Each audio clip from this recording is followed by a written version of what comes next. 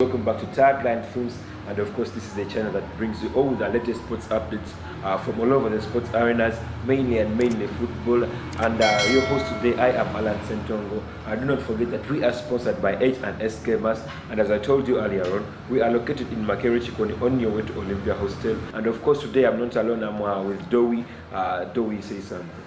Thank you so much, Allan. Yes. My name is Dowie. Thank you for tuning into our YouTube channel. This is the channel that is going to bring you the best sports news. And remember, tennis is back, the US Open, and again for the lovers of Formula One, the Belgian Open will be back soon. So keep tuned in for the latest updates. Thank you so much. Yes. Of course, today we are going to start with the English Premier League results, and on Saturday, Tottenham was playing with Wolverhampton Wanderers, and I expected this one to have quite a number of goals. Much to my surprise, it ended in a 1-0 in favor of Tottenham. How did you see the game? Yeah, I was also surprised because I also expected Tottenham to have a lot of goals in this one, but I was surprised to end it in 1-0, and it was a struggle for them to get that goal. So I don't know, maybe the connection is on and off, but I think Tottenham is good. So actually, I don't think there is a problem with the connection in Tottenham. Maybe they lacked a little bit of creativity when they are creating chances here and there, but the connection is there. Then after that, we saw Crystal Palace winning 3-1 against Aston Villa. A goal from Wilfried Zaha, another one, and of course a goal from Mateta. How did you see the game? The game was really good. Crystal Palace is playing well. Very well. And the coming off from injury is really making them perform well. Yes, the connection is the guy is playing really good. Eze is playing. He's a very good player. Yeah, he's good. There is a way he holds the midfield. He's good. So I think they are. It is really a dangerous team to face. So big teams should get ready for Crystal Palace because it is dangerous. It is dangerous. Actually, when you see the connection between Eze and Wilfried Zaha, you see every time Eze gets the ball, he's looking for Wilfried Zaha. Exactly. Every time Zaha has the ball, he's looking for the runs of Eze. I think the connection between the two is getting stronger. And as the connection gets stronger, of course, you know results are going to be coming in. And they were involved in almost in all the goals, Eze and Wilfried Zaha. Yes. Then we saw a goal from Oli Watkins, consolation. Actually, it was Oli Watkins who scored first. The goal for Aston Villa, and the match finally ended. Also, Aston Villa was playing well, but Crystal Palace was on fire. So it really was on fire. It was unstoppable. Actually, Wilfried Zaha is now proving to be a better player, a way better player than he was last season, because we are seeing him getting involved in chance creation and scoring goals. Then still we saw Everton and Nottingham Forest went into a 1-1 draw. Yes, we saw a goal from Johnson for Nottingham Forest. Then we saw a goal from Demirai Gray. Actually, Demirai Gray a goal in the 88th minute. It was all done. Johnson scored in the 81st minute. I never expected this one to be a 1-1 draw, though I expected it to be a draw. I thought there were going to be a few more goals. I thought that Nottingham could beat Tottenham, but I was surprised Tottenham to equalize because the way Nottingham Forest is playing, they are really good. So I thought Nottingham can win this one, but the fact that they were the fact that Everton was at home, so I think Everton was at home and they had a little bit of organization. Then we saw Fulham winning against Brentford. Brentford, which had just won against Manchester United, a 4-0 win. We saw Fulham, a late winner from Mitrovic. Saw Fulham win this one. I actually never expected I never Fulham expected this one also, and Fulham is on fire also. Because if you see they are performing, they have been beating big teams. Liverpool. The thing I've seen about Fulham is that they really have a lot of creativity in their midfield, and they are creating a lot of chances. And the good thing is that they are making use of the chances they are creating. If all goes well, and if all goes as it is going right now, they are proving to be a big threat. They can even finish the top 10 if they keep on playing like this. They are really playing well. They have good players, and the connection in that team is really good. A very good connection. We saw a goal from Ivan Toney. a goal from Noga, that is for Brentford. Then for Fulham, a goal from Reid, a goal from Palinia, and finally a winner from Mitrovic. I was waiting for Mitrovic to score actually, because I expected him to score. I also expected him to score. So I wasn't surprised for him to score because I was waiting for his goal. I knew he would score this match. Then moving on, Southampton won against Leicester. Leicester is proving to be missing their goalkeeper really much. Exactly. Southampton 2 goals and Leicester 1 goal.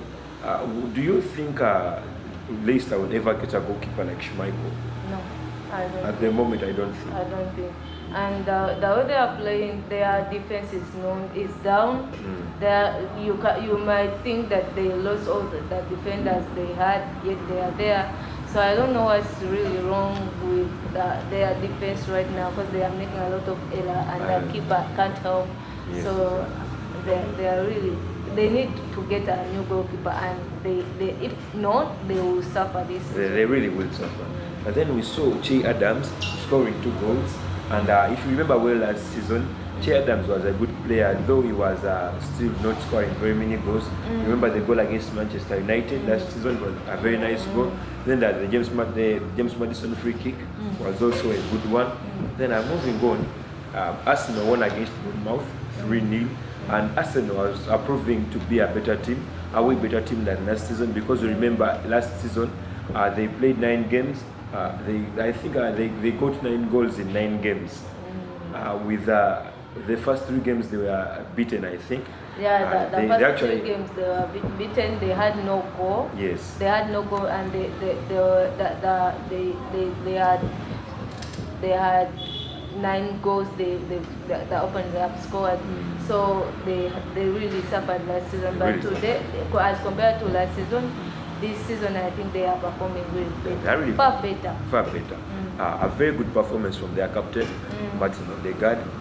He put up a very good performance. Then what a goal from William Saliba. Wow, it was really a nice goal. It was unbelievable goal, because I wasn't expecting that one. I wasn't seeing it. I never expected a defender to score a goal like that one. Yeah, I really it was never really a expected. good strike. It was a very good strike, a fantastic strike. And then we saw Gabriel Jesus struggling in the game. Scored a goal. It was ruled out for offside. But I think Gabriel Jesus will keep on scoring more goals in Arsenal. He was good, because even the second goal that Martin Odegaard scored was like, it was for Jesus, but just Odegaard just was too fast to strike that one. But I think it was for Gabriel Jesus. Yes. But I think he performed well. And I know he was involved in almost all the goals. So I think his performance was also on point. Then moving on, Chelsea lost 3-0 to Leeds.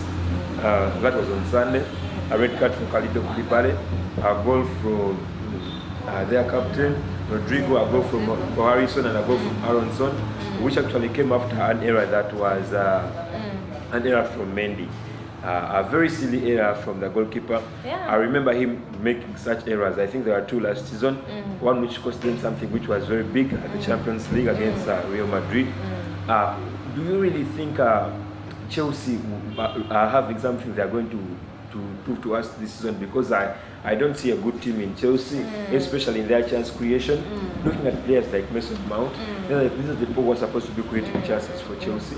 But his creativity is very small. He's always in the box, waiting to be provided instead of getting the balls. Exactly. And then for me, I also have a problem with Loftus Cheek.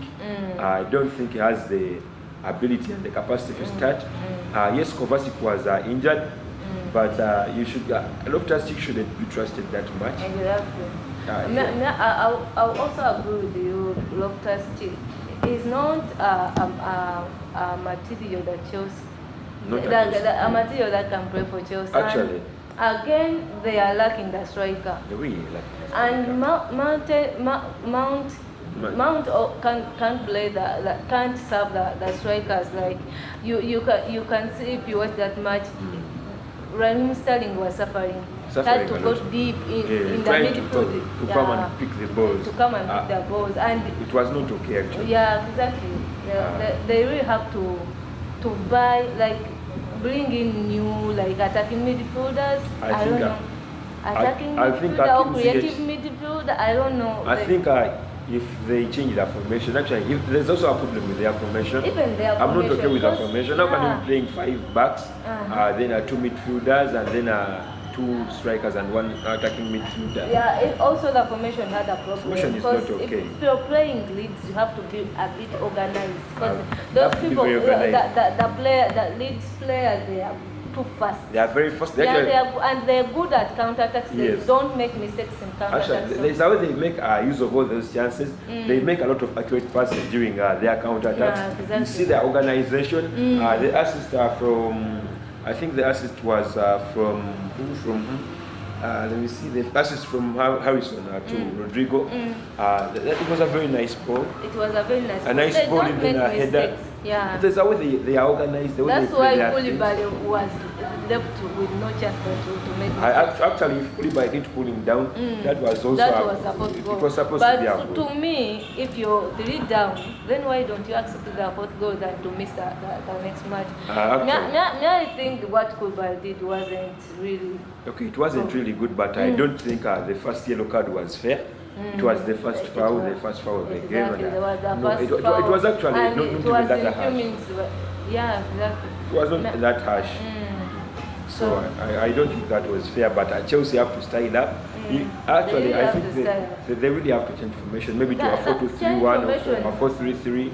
And again, they don't have a striker. They don't have the creative midfielder. Because looking at I don't know this player that was formerly in Crystal Palace. I don't remember his name, but he wasn't really playing well. And I don't know exactly what he actually missed an open chance. Yes, exactly. So they have to work in the midfield. They really have to put in work in the midfield if they are to actually, as of me, I see that Hakim Ziyech has the ability to play as an attacking midfielder, and if they change formation to at least a 4-2-3-1, they be having players like Raheem Sterling on their wing, and then you can play either Mason Mount or Kai Havertz as the striker, or you play. But they actually have a variety. All they have to do is some organization and bring in some new players. They really need a striker. Exactly, they really need a striker, and the fact that. But I think Mount is not good at creating chances. He is more of scoring. He likes to score a lot than creating chances. So he's more of a midfielder who wants to get balls in the goal, in the opponent's box. And then moving on, West Ham lost 2-0 to Brighton. West Ham's 3rd game without a goal. Pity for them. No, they had a nice season last season. Not the best of seasons, but at least they were proving to be they even managed to compete in Europa, and their performance was really good last season. And right now they are at the bottom of the table. It is very bad. They are not really playing well. They are not playing well. I don't know what exactly wrong with their playing, and whether they are missing some players, I don't know, but they are really not playing well. They are not playing well. You can see Bowen last season was really good. Okay, right now they are missing Noble, Noble, who retired. A very good player in him. He was really playing nice football. Creativity was here and there.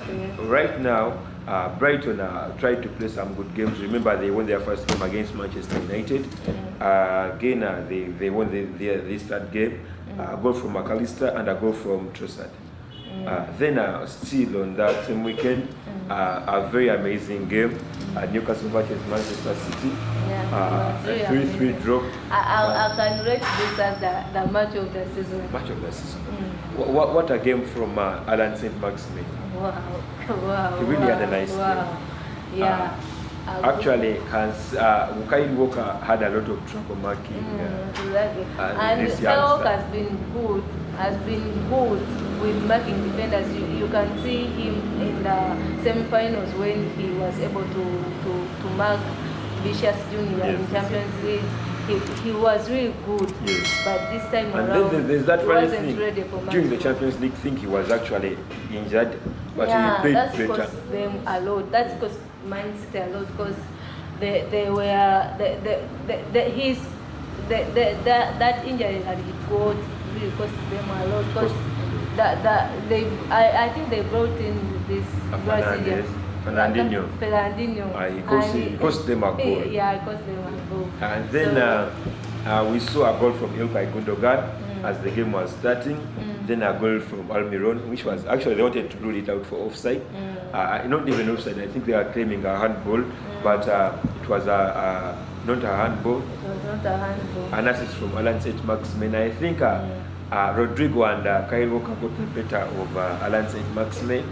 He really dodged them.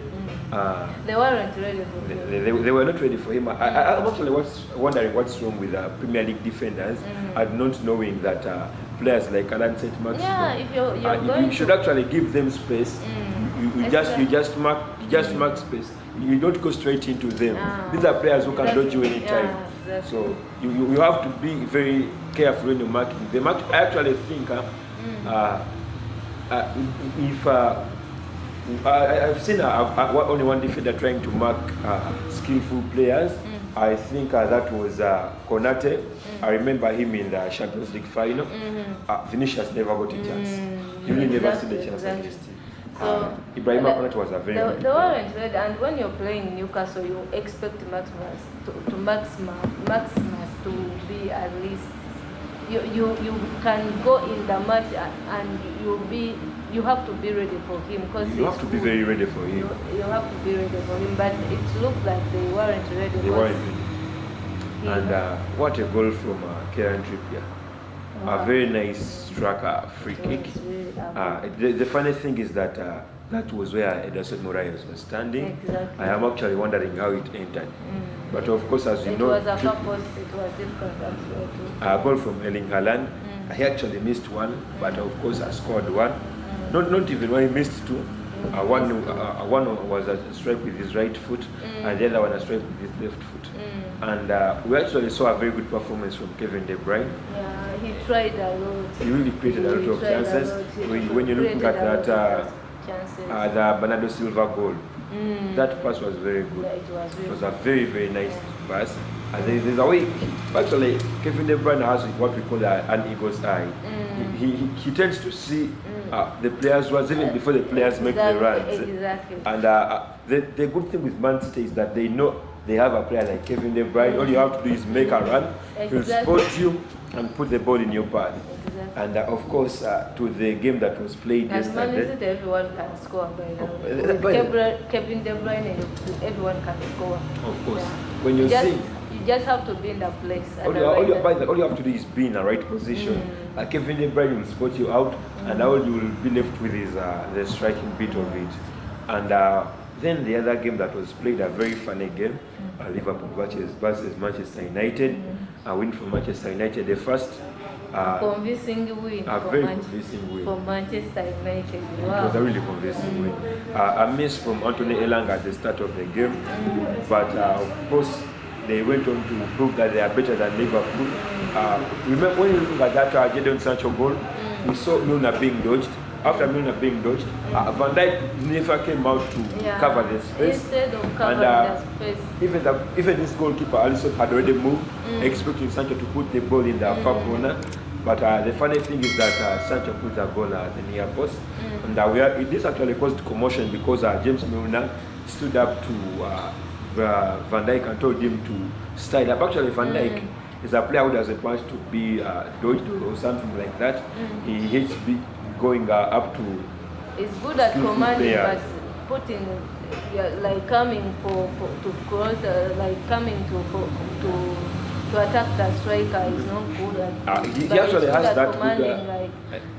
He actually has some good moves. For example, he has that backtracking move, but that backtracking move doesn't work on skillful players. Exactly. Players like Riyad Mahrez, players like Allan Saint-Maximin, players like Jadon Sancho. Yeah. Because we saw James Milner came in, it was an all-out defensive. He actually wanted to take him off, but Jadon Sancho dodged him and put the ball in the net.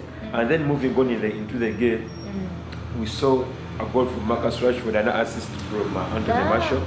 Exactly. The Liverpool defense wasn't ready, I think, for Manchester United. Maybe they thought they don't score, they're not good at scoring. Because if you can see that second goal, Gomez was like raising his hand up for an offside. That's the last thing you should do. Instead of attacking the striker, instead of defending the striker, you're raising up for an offside. Actually, I think that's the last thing that should be done in this time, because we all know that there is VAR.